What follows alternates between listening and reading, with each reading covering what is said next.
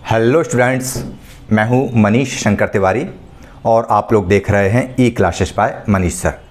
जैसा कि आप लोग स्क्रीन पर देख रहे हैं, प्राकृतिक वनस्पति तथा वन्य प्राणी कक्षा 9 के भूगोल का यह सेकंड लास्ट चैप्टर है। इसके बाद केवल एक और चैप्टर रह जाता है, जनसंख्या, जिसको हमको करना होगा। आज हम प्राकृतिक वनस्पति और वन्य प्राणी अध्याय को एक ही कंटेंट में, एक ही वीडियो में आपको इसके पहले मैं आपको बता चुका हूं।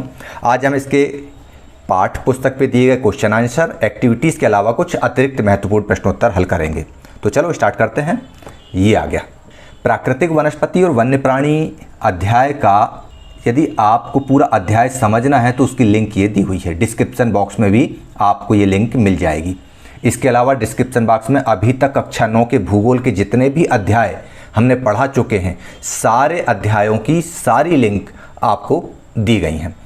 इसके अलावा यदि आपको प्लेलिस्ट देखना है तो इस पर क्लिक कीजिए और सारा चैनल, और यदि E classes by Manish sir channel को सर्च करना है तो सबसे अच्छा उपाय इसका यही है कि आप लोग यूट्यूब के सर्च बार में जाइए और वहाँ पर E classes by Manish sir type कीजिए। आपका चैनल आपके सामने आ जाएगा और सारे उसके कंटेंट आप देख सकते हैं। तो चलिए सबसे पहले हम अध्याय का एक तरह से रिवाइज कर लेते हैं। कुछ महत्वपूर्ण तथ्य हैं, उन पर अपन बात कर लेते हैं।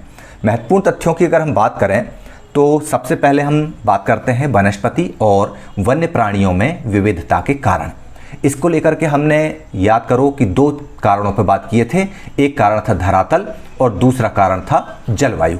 धरातल के अंतर्गत आता था भूभाग। तो भूभाग के ऊपर मतलब यदि भूमि उपजाऊ है तो खेती की जाती है, खेती से अनाज मिलता है और अर्थव्यवस्था चलती है।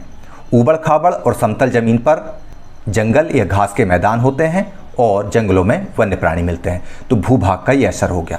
मृदा की हम बात करें तो मृदा के अलग अलग प्रकारों से वनस्पति में विविधता आती है। जैसे मरुस्थली मृदा में कटीले वन होते हैं, नदी के डेल्टा क्षेत्र में पर्णपाती वन होते हैं, जबकि पर्वतों की ढलान पर मृदा गहरी परतलीय होती है तो वहाँ शंकुधारी वन पाए जाते हैं।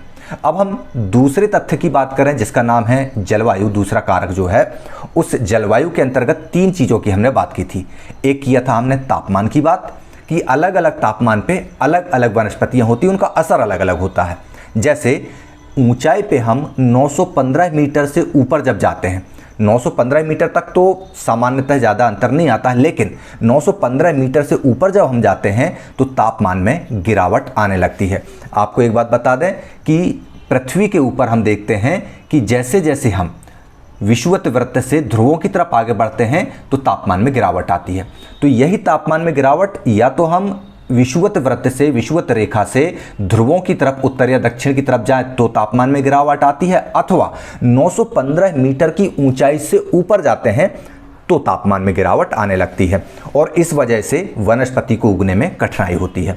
तो उसका ये जो टेबल है ये दिया हुआ है कि वनस्पति खंड अगर उष्ण वनस्पति है, उपोष्ण क्षेत्र है, शीतोष्ण है या अल्पाइन है। अल्पाइन क्या है इसको हम आगे इसी चैप्टर में क्लियर करेंगे।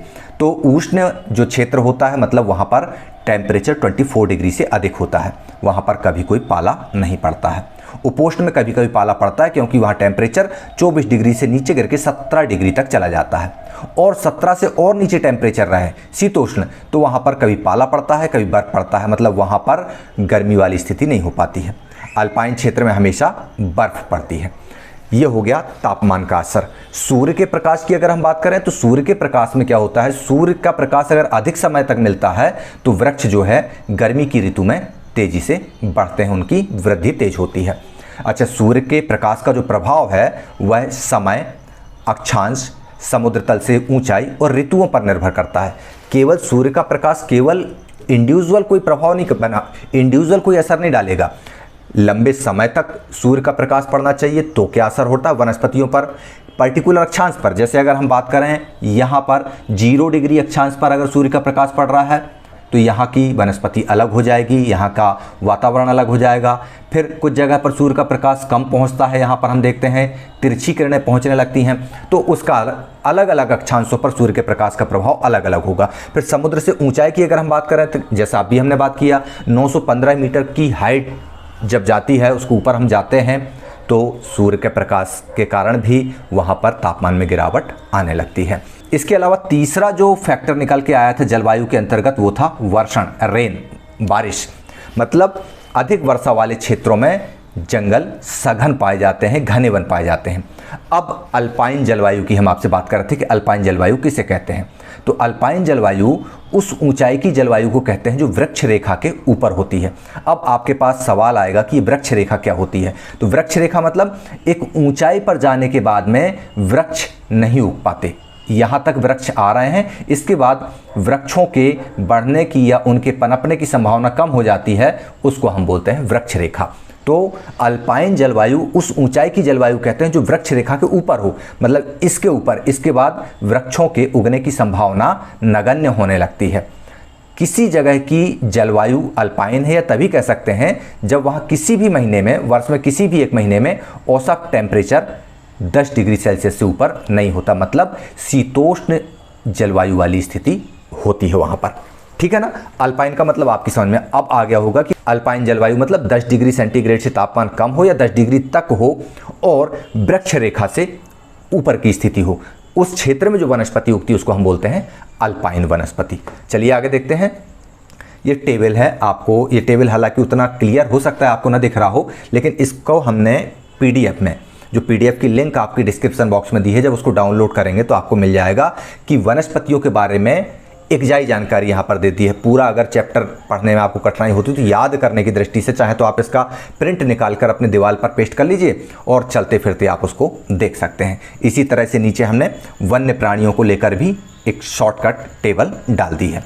इसके अलावा औषधीय पौधों की भी हमने एक टेबल बनाई हुई है जो आपको स्क्रीन पर दिख रही है। सबसे महत्वपूर्ण ये टेबल है जिसको हम जनरली क्या करते हैं, पढ़ते समय इग्नोर कर देते हैं कि चित्र हैं, इनमें से क्या आ सकता है। लेकिन आपको मैं बता दूं कि चित्रों में से प्रश्न ढूंढे और बनाए जाते हैं। जैसे यहाँ से प्रश्न बन सकता है कि केंद्र शासित प्रदेश है, ये नीचे नाम दिए हुए आंध्र प्रदेश, अरुणाचल प्रदेश, असम इत्यादि, और ये दिया कितने क्षेत्रफल है, वन है यहाँ पर। तो अब आपसे ये सवाल पूछे जा सकते हैं कि सर्वाधिक वन कहाँ पर हैं। तो ये टेबल देखकर हमको लग रहा है, ये देखिए 90% की पोजीशन यहाँ पर दी हुई है। ये कौन सा स्टेट है, ये है मिजोरम। सर्वाधिक वन मिजोरम में है। और सबसे कम वन क्षेत्र कहाँ पर है अपन देखते हैं। तो ये देखिए अपने को ये देख रहा है सबसे कम वन क्षेत्र हरियाणा राज्य में सबसे कम वन क्षेत्र हमको दिखाई दे रहा है। तो इस तरह से क्वेश्चन बन सकते हैं कि सबसे अधिक वन क्षेत्र किस राज्य में है और सबसे कम किस राज्य में है, और आप जिस राज्य में रहते हैं उस राज्य में वन क्षेत्र क्या है ये भी पूछा जा सकता है। इसलिए ये टेबल महत्वपूर्ण है।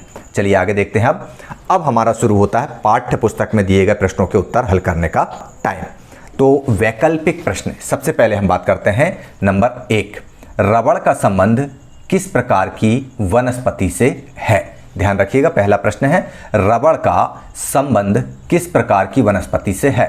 तो इसका उत्तर 4 ऑप्शन इसमें दिए हैं, टुंड्रा वनस्पति, हिमालय वनस्पति, मैंग्रोव वनस्पति या उष्णकटिबंधीय वर्षावन।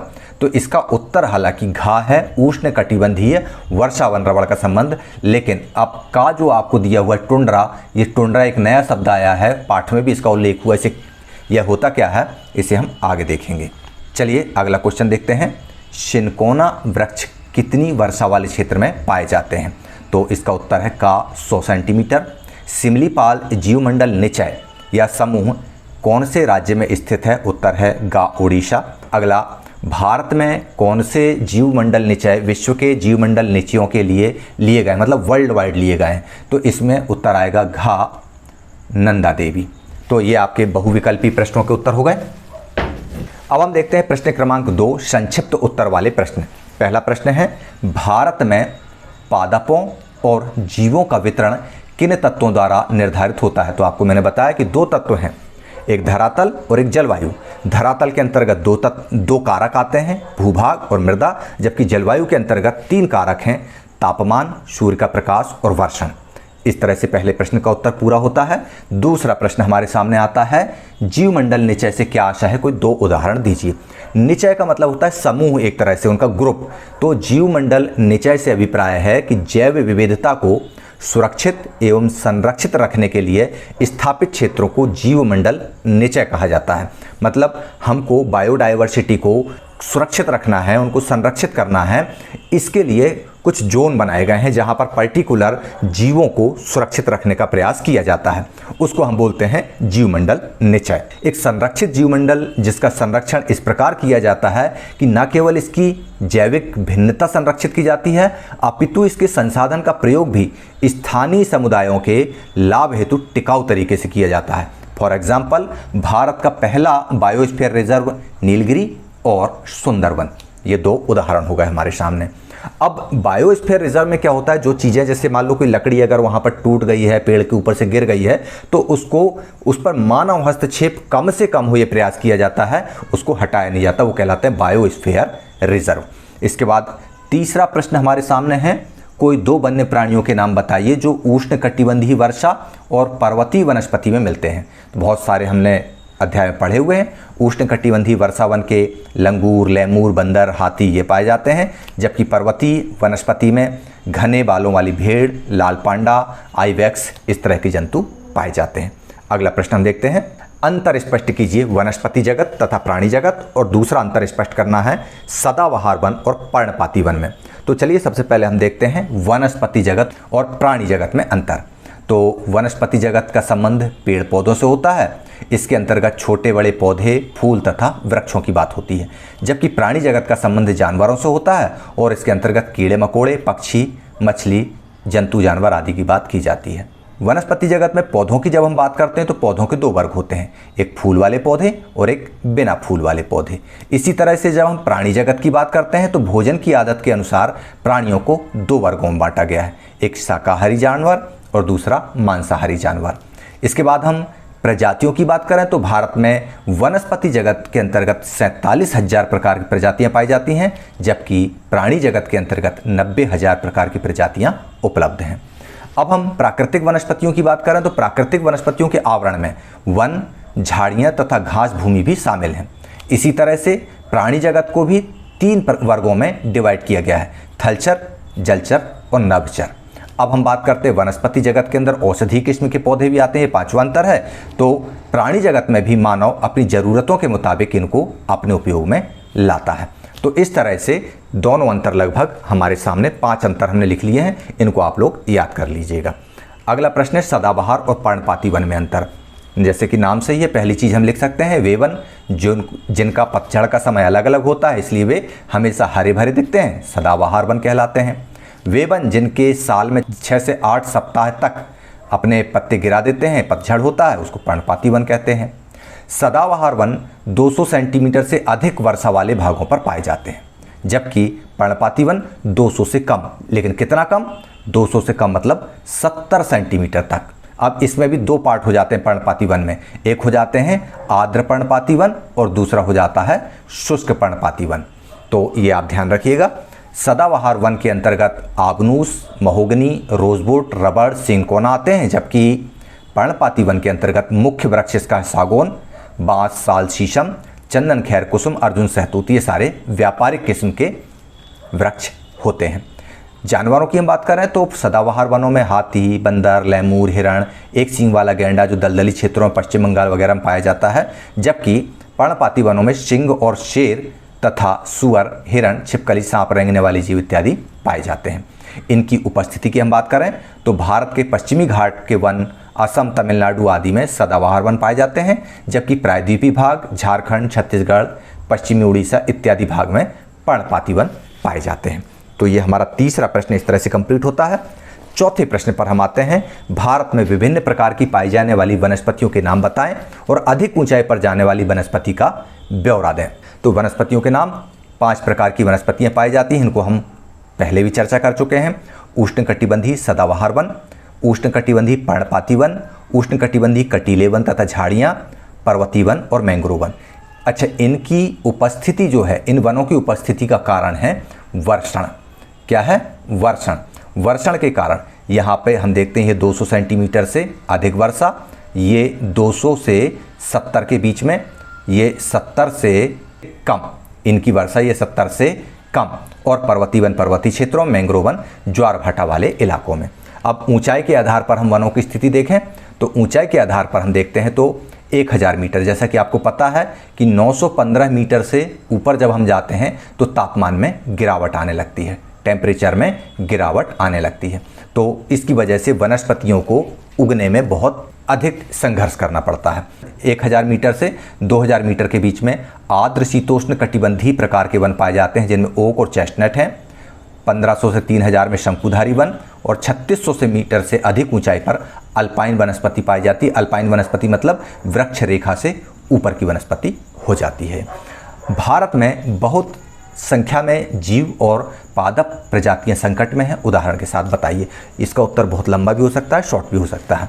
भारत में बड़ी संख्या में जीव और प्रजातियां पाई जाती हैं निश्चित रूप से, और वे संकट में भी हैं। लगभग 1300 प्रकार की पादप प्रजातियां संकट में हैं, जिनमें 20 प्रकार की तो लगभग लुप्त प्राय हो चुकी हैं। बड़ी संख्या में इनके संकटग्रस्त होने का कारण भी है। कारण यह है कि हमने खेती, उद्योग, आवास के लिए वनों की कटाई की है। विदेशी प्रजातियों के पौधों ने भारत में प्रवेश किया है, जिसकी वजह से देशज वनस्पतियों का नुकसान हुआ है। व्यापारियों द्वारा अपने व्यवसाय के लिए जंगली जानवरों का बड़े पैमाने पर अवैध रूप से शिकार किया गया है। इसके अलावा रासायनिक और औद्योगिक अपशिष्टों से हमने अपनी ज़मीन को खराब कर लिया है, जिसकी वजह से जीवों की भी मृत्यु हुई है और वनस्पतियाँ भी नष्ट हुई हैं। तो ये हो गया पांचवें का उत्तर। अब अगर हम और एग्जाम्पल की बात करें तो ये आपके तमाम उदाहरण हैं जिनको लुप्त प्राय श्रेणी में माना गया है। 1, 2, 3, 4, 5, 6 ये वनस्पतियाँ हो गई। और प्राणियों की बात करें, जंतुओं की बात करें तो उत्तर भारत की नदियों का कछुआ विलुप्त हो गया है, और साथ में लाल ताज मतलब सिर पर कलगी वाला और सिर वाला कछुआ चला गया है। कछुओं की बहुत सारी प्रजातियां नष्ट हुई हैं। ये मेंढक नष्ट हुआ है, कस्तूरी मृग नहीं मिलता आजकल, इंडियन पेंगोलिन गायब हो गया है। तो इसलिए तमाम तरह की प्रजातियां विलुप्त हो चुकी हैं। चलिए अंतिम प्रश्न, भारत वनस्पति जगत तथा प्राणी जगत की धरोहर में धनी है, क्यों? भारत में लगभग प्रकृति की सभी विशेषताएं विद्यमान हैं, जैसे पर्वत, मैदान, मरुस्थल, पठार, सागरी तट, सदानीरा वनस्पति, नदियाँ, द्वीप, सब कुछ, हर तरह की झीलें हैं, मीठी झील, खारी झील। ये सब कारक भारत में वनस्पति जगत और प्राणी जगत के वृद्धि में विकास करती हैं और विकास के लिए जैविक विविधता के लिए भी अनुकूल है। विश्व की कुल जैविक विविधता का 12% भाग भारत में पाया जाता है। लगभग 47,000 प्रकार के तो पेड़ पौधे पाए जाते हैं। इनमें से 15,000 फूलों के पौधे हैं, जिनका योगदान विश्व में 6% है, और बहुत सारे ऐसे पौधे हैं जैसे फर्न, शैवाल, एल्गी, कवक, ये बिना फूल वाले पौधे हैं। अब हम जानवरों की बात करें तो 90,000 प्रकार की जातियां जानवरों की पाई जाती हैं। साथ में खारे पानी की मछलियां, ताजे पानी की मछलियां पाई जाती हैं। विभिन्न क्षेत्रों के तापमान के अंतर के कारण, मृदा आर्द्रता, इसके भिन्नता के कारण अलग अलग प्रकार के वनस्पति और प्राणी भारत में पाए जाते हैं। इसीलिए हम कहते हैं कि भारत वनस्पति जगत और प्राणी जगत की धरोहर में धनी है। चलिए अब हम देखते हैं मानचित्र कौशल। भारत के मानचित्र पर निम्नलिखित को दर्शाएं।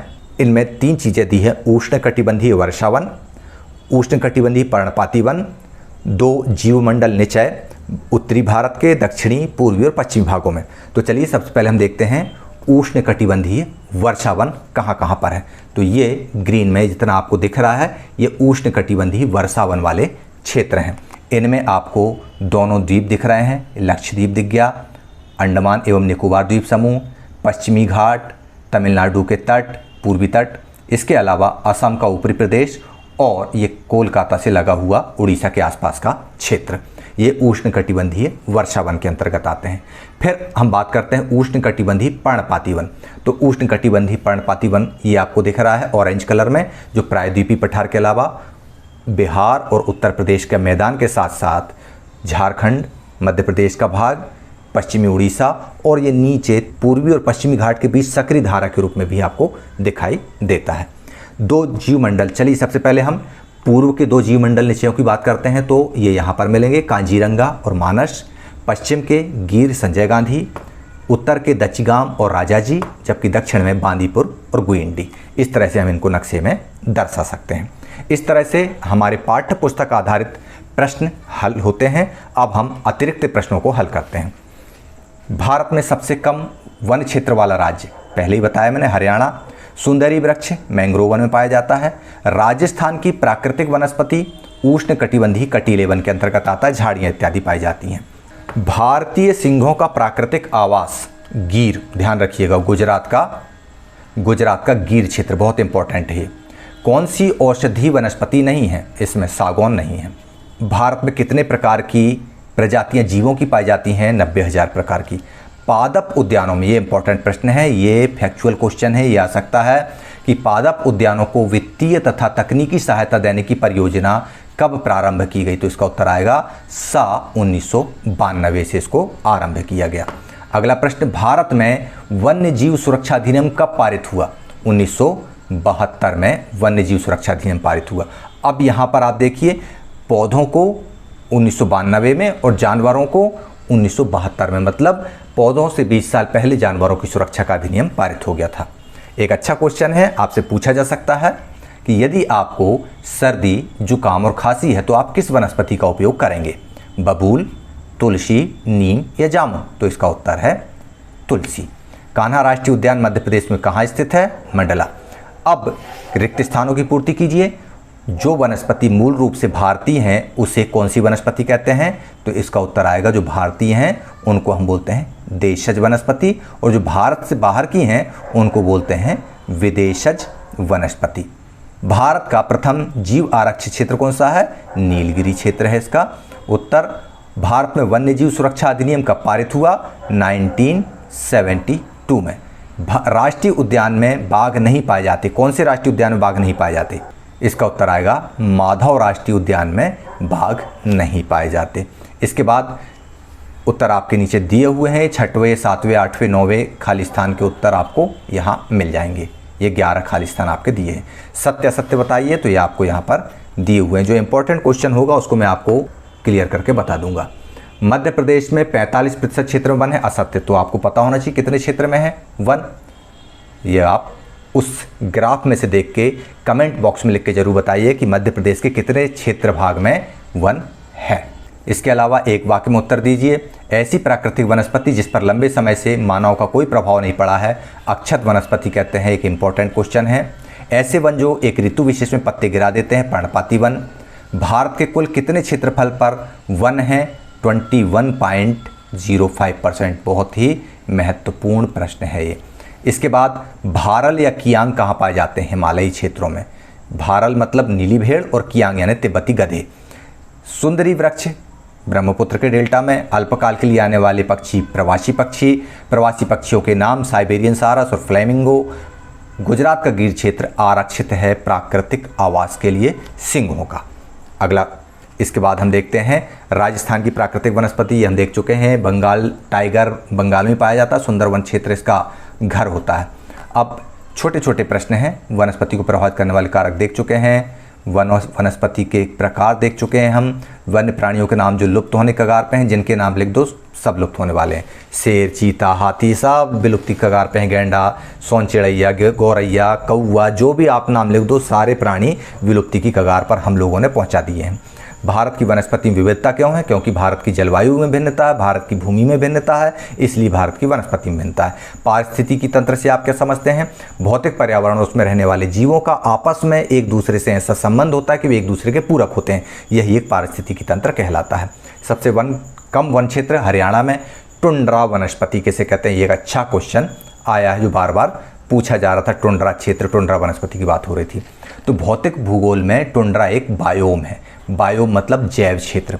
यहाँ पर वृक्षों की वृद्धि कम तापमान और अपेक्षाकृत छोटे मौसम के कारण प्रभावित होती है। टुंड्रा शब्द मुख्यतः फिनिश भाषा से आया है, जिसका अर्थ होता है ऊंची भूमि या वृक्षहीन पर्वतीय रास्ता। इस क्षेत्र की वनस्पति को टुंड्रा वनस्पति कहते हैं। किसी टुंड्रा प्रदेश और जंगल के बीच की पारिस्थितिकी सीमा को वृक्ष रेखा कहा जाता है। तो वृक्ष रेखा किसे कहते हैं ये भी हम आपको पहले बता चुके हैं। इसके बाद इनका उपयोग लिखना है, तो बबूल, सागौन, खैर, चंदन का उपयोग आप बता देंगे। मध्य प्रदेश के राष्ट्रीय उद्यानों के नाम आपको याद करना है, या आप बता देंगे। मनुष्य के जीवित रहने के लिए पारितंत्र संरक्षण क्यों आवश्यक है? इसलिए आवश्यक है क्योंकि मनुष्य पूरे तरीके से अपने जीवन के लिए वनस्पतियों पर और जीव जंतु पर निर्भर है। यदि जीव जंतु और वनस्पति नहीं रहेंगे तो सारा सब कुछ गड़बड़ हो जाएगा, और इसलिए इस पारिस्थितिकी तंत्र का संरक्षण अत्यंत आवश्यक है। जैव समृद्धता के लिए किसी 3 प्रमुख खतरों की व्याख्या। लालची शिकारी, रासायनिक कचरा और खेती के लिए अंधाधुंध जंगलों की कटाई। ये 3 प्रमुख कारण ध्यान रखिए। लालची शिकारी जानवरों को मारते हैं, और औद्योगिक कचरा ज़मीन को मारती है, और खेती या उद्योग के लिए विस्तार जंगलों को मारता है। ये 3 कारण जैव विविधता के लिए खतरे हैं। अब दीर्घोत्तरीय प्रश्नों की हम बात करते हैं तो भारतीय वनस्पति के प्रमुख कटिबंधों के नाम ये आप लोगों को बता चुके हैं, पहले देख चुके हैं। ज्वारी वन की बात हम करें तो मैंग्रोव वन की आप चर्चा कर दीजिएगा। आगे वनस्पति और जीव जंतु में अंतर, ये आपको बताने की आवश्यकता नहीं, क्योंकि 5 अंतर हम लोगों ने पहले प्राणी जगत और वनस्पति जगत में कर चुके हैं। आगे हम देखते हैं प्रायद्वीपीय पर्वतों की विशेषताओं का वर्णन कीजिए।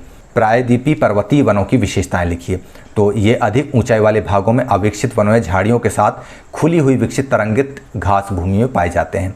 वनों में पेड़ों के नीचे वनस्पति का जाल पाया जाता है। इनमें परपोषी पौधे, काई, बारीक पत्ती वाले पौधे होते हैं। ये वन नीलगिरी, अन्नामलाई, पालनी, पश्चिमी घाट, महाबलेश्वर, सतपुड़ा, मैकल आदि पर्वत श्रेणियों में पाए जाते हैं, और ये इनके प्रमुख सिनकोना आदि लिप्टिस वगैरह इनके प्रमुख वृक्ष होते हैं। आर्द्र पर्णपाती, शुष्क पर्णपाती में अंतर आप लोग लिख लेंगे। इसके बाद हम आगे बढ़ते हैं। वन पर्यावरण का महत्वपूर्ण अंग है, इस पर बहुत लंबा निबंध आप लिख सकते हैं, इसको भी बहुत ज़्यादा एक्सप्लेन करने की मुझे ज़रूरत नहीं लगती है। एक महत्वपूर्ण जैव आरक्षित क्षेत्र या बायोस्फीयर रिजर्व या जीवमंडल निचय किसे कहते हैं? 2 क्षेत्रों के नाम बताइए, हम पहले बता चुके हैं। इकोसिस्टम बैलेंसिंग वनों के लिए क्यों आवश्यक है, या वन संरक्षण क्यों आवश्यक है? तो इसके बारे में आपको बता दें कि वनों को काटे जाने से पर्यावरण प्रदूषित होता है और पारिस्थितिकी तंत्र में परिवर्तन आता है। वर्तमान युग में अधिकांश देशों ने वनों का क्षेत्रफल कम किया है। इस कमी के कारण भू अपरदन, अनावृष्टि, बाढ़ आदि समस्याएं मानव के सामने आ रही हैं। वायु प्रदूषण की समस्या आज के मानव के सामने सबसे बड़ी समस्या के रूप में सामने आई है। इसी कारण वन संरक्षण पारिस्थितिकी संतुलन के लिए आवश्यक है। वनों के विनाश के कारण जनसंख्या वृद्धि, लकड़ियों की ज़रूरत, ईंधन के लिए लकड़ी काटना, आवागमन के साधनों के लिए वनों को काटना, और खेती या रिहायशी भूमि के लिए जंगलों को काटना, कुल मिलाकर डिफॉरेस्टेशन, वनोन्मूलन करना ही वनस्पतियों की कमी का कारण है। कटीले वनों की प्रमुख विशेषताएं लिखिए। कटीले वनों की विशेषताएं बात करें हम तो कटीले वनों के जो पेड़ हैं वे विरल होते हैं, दूर दूर पाए जाते हैं। इनकी जो जड़ें हैं वे अंदर विशाल, गहरी तथा दूर दूर तक फैली हुई होती हैं। इनकी पत्तियों का आकार छोटा होता है ताकि वाष्पीकरण कम हो। इस तरह की विशेषताएं लिख सकते हैं। अब इनके पाए जाने वाले जो कटीले वनों के जो जानवर हैं, चूहे, खरगोश, लोमड़ी, भेड़िए, जंगली गधे, ऊंट, घोड़े आदि पाए जाते हैं। ये जो ज़मीन के अंदर रहने वाले हैं जानवर प्रायः ये अधिक पाए जाते हैं। इसके बाद 11वां प्रश्न, मध्य प्रदेश में पाए जाने वाले जीव जंतु और जीव अभ्यारण्यों के नाम। ये आपको पता है, इस पर ज़्यादा डिटेल से चर्चा करने की आवश्यकता मैं नहीं समझता कि है। टुंड्रा किसे कहते हैं, इसके बारे में हम चर्चा कर चुके हैं पहले भी कि टुंड्रा एक प्रकार का बायोम या जैव क्षेत्र है जो फिनिश भाषा से आया हुआ है, जिसका अर्थ होता है वृक्षविहीन पर्वतीय रास्ते। जैसे जैसे आपको बता रहे हैं कि ध्रुवीय क्षेत्र के जो रेगिस्तान होते हैं वे ठंडे होते हैं तथा वर्ष भर बर्फ से ढके होते हैं। यहाँ वर्षा नगण्य होती है और धरती की सतह पर हमेशा बर्फ जमी रहती है। जिन क्षेत्रों में जमाव बिंदु एक विशेष मौसम में ही होता है उन रेगिस्तानों को टुंड्रा प्रदेश कहते हैं। यहाँ पूरे वर्ष तापमान 0 डिग्री सेल्सियस से कम रहता है। ऐसे स्थान सदैव बर्फ से आच्छादित रहते हैं और इसी क्षेत्र में पाई जाने वाली वनस्पति को टुंड्रा वनस्पति और इन इलाकों के जीव जंतुओं को टुंड्रा जीव कहते हैं। अल्पाइन वनस्पति किसे कहते हैं ये आपको बता चुका हूं मैं कि वृक्ष रेखा से ऊपर की जो वनस्पति होती है वो अल्पाइन वनस्पति होती है, जो अल्पाइन जलवायु में पाई जाती है। डिटेल आपके सामने है। इसके बाद पाठ्य पुस्तक आधारित कुछ महत्वपूर्ण चीज़ें, गतिविधियाँ या परियोजना कार्य जिनको हम कहते हैं। हिमालय की दक्षिणी ढलानों पर पूर्वी ढलानों की अपेक्षा ज़्यादा सघन वनस्पति क्यों पाई जाती है? तो इसका कारण है सूर्य का प्रकाश। हिमालय की दक्षिणी ढलानों पर सूर्य का प्रकाश या सूर्य तप अधिक देर तक मिलता है, ज़्यादा मिलता है। उत्तरी ढलानों पर कम मिलता है, इसलिए उत्तरी ढलानों पर वनस्पति सघन नहीं होती। दूसरा प्रश्न, पश्चिमी घाट की पश्चिमी ढलानों पर पूर्वी ढलानों की अपेक्षा अधिक सघन वनस्पति क्यों है? अब यहाँ सूर्य प्रकाश का मामला नहीं आएगा, नहीं तो यहाँ पर भी आप सूर्य के प्रकाश की बात करने लगो। यहाँ पे आएगी वर्षा की बात। हम जलवायु में पढ़ चुके हैं अध्याय में कि ये वाला क्षेत्र जो है विंड वार्ड एरिया कहलाता है, पवन अभिमुख क्षेत्र कहलाता है ये वाला, और ये वाला क्षेत्र पवन बेमुख क्षेत्र कहलाता है। तो जब समुद्र से पानी वाली हवाएं आती हैं आर्द्रता लेकर तो ये इस भाग में आती हैं और ज़्यादा ऊपर नहीं चढ़ पाती और यहाँ बारिश कर देती हैं, और इस वजह से यहाँ पर ज़्यादा बारिश हो जाती है। और आपको पता है कि जहाँ पर अधिक वर्षा होती है वहाँ पर सघन वन पाए जाते हैं, और जबकि इस क्षेत्र में वर्षा नहीं हो पाती क्योंकि ये लीवार्ड क्षेत्र हैं, इसलिए यहाँ पर सघन वनस्पति नहीं पाई जाती। तो हिमालय की ढलानों पर सूर्य के प्रकाश के कारण वनस्पति की सघनता में अंतर आता है, जबकि पश्चिमी घाट की ढलानों पर वर्षण के अंतर के कारण वनस्पति की सघनता में अंतर आता है। अब एक बहुत ही रोचक प्रश्न है। कल्पना कीजिए यदि वनस्पति और जानवर धरती से अदृश्य हो जाएं, तो क्या मनुष्य उन अवस्थाओं में जीवित रह पाएगा? जैव विविधता क्यों अनिवार्य है और इसका संरक्षण क्यों आवश्यक है? बिल्कुल, हम जानते हैं मनुष्यों को जीवित रहने के लिए सबसे महत्वपूर्ण चीज़ हवा चाहिए, ऑक्सीजन चाहिए और साथ में उनको खाना चाहिए। हमें पौधों से, जानवरों से भोजन मिलता है, ऑक्सीजन मिलता है। इस दुनिया में यदि शाकाहारियों की तुलना में अधिक मांसाहारी हैं, तो यदि सभी जानवर विलुप्त हो जाएं तो दुनिया की पूरी आबादी के लिए केवल शाकाहारी भोजन की ज़रूरत पड़ेगी। अलग अलग तरीके से सोचना पड़ेगा हमको। पौधों को पौष्टिक भोजन की आवश्यकता होती है और वो मिट्टी में मौजूद सूक्ष्म जीवों, कार्बनिक पदार्थों से पोषक तत्वों को ग्रहण करते हैं। वे जब विघटित होते हैं, ह्यूमस बनाते हैं और मिट्टी में जाते हैं, उससे पौधों की आपूर्ति होती है। ऐसे सूक्ष्म जीव अगर विलुप्त हो गए तो पौधों का विकास ही नहीं होगा। सारे जानवर नष्ट हो गए तो वायुमंडल में कार्बन डाइऑक्साइड की मात्रा बढ़ जाएगी, ग्लोबल वार्मिंग बढ़ जाएगी, जो ओजोन परत को नष्ट कर देगी और हम मनुष्य अंततः समाप्त हो जाएंगे, विलुप्ति की कगार पर पहुंच जाएंगे। तो ये तो हो गया कारण। इसीलिए हमको जैव विविधता की अनिवार्यता महसूस होती है। क्यों? क्योंकि चाहे हम प्लांट्स की बात करें, चाहे हम एनिमल्स की बात करें और हम ह्यूमन की बात करें, ये पारिस्थितिकी तंत्र के माध्यम से एक दूसरे पर निर्भर होते हैं। इसलिए हमको इनका संरक्षण भी बहुत ज़रूरी है। तो ये पूरा का पूरा डिटेल्ड आंसर आपके सामने दिया हुआ है। इसको आप लोग बहुत अच्छे से देखिएगा, करिएगा और इस तरह से आज प्रश्नावली अध्याय के साथ में कक्षा 9 की भूगोल का 5वां अध्याय यहीं समाप्त होता है। अब भूगोल का केवल एक चैप्टर आप लोगों के लिए रह गया है। इसके बाद भूगोल की चर्चा हम थोड़े दिनों के लिए रोक देंगे। हाँ, भूगोल की रोचक प्रश्नावलियों के माध्यम से हम भूगोल को रिकॉल करते रहेंगे। आज के लिए इतना काफ़ी है। मुझे इजाज़त दीजिए। जय हिंद, जय भारत।